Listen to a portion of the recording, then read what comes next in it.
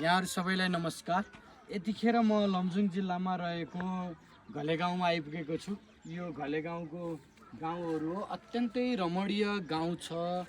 सबै मिलेको बस्ती, यहाँको सबै यो घरहरू जति घरहरू देखिएको छ यो सबै होमस्टे रहेको छ।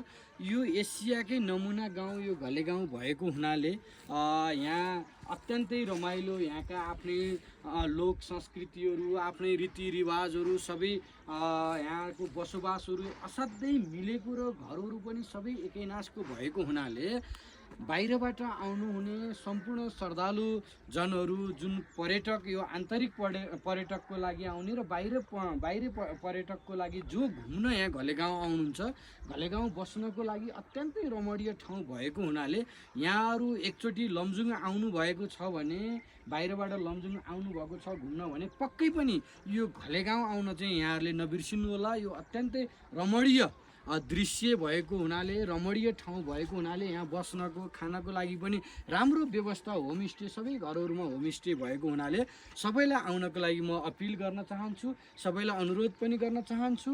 यो घले गाउँ अत्यन्तै रमाइलो र अत्यन्तै सुन्दर दृश्य पनि देखिने भयो हुनाले बेसरबाट करिब 2 घन्टाको यात्रा, गाडीमा चाहिँ यात्रा गरिसकेपछि हामी घले गाउँ आउन सकिन्छ र घले गाउँबाट आधा घन्टा यात्रा गरिसकेपछि हामी भुजुङ पुगिन्छ। यो अत्यन्तै रमणीय ठाउँ भएको हुनाले यहाँहरूलाई पनि आउनलाई मैले अनुरोध गर्न चाहन्छु। हस्, नमस्कार, धन्यवाद।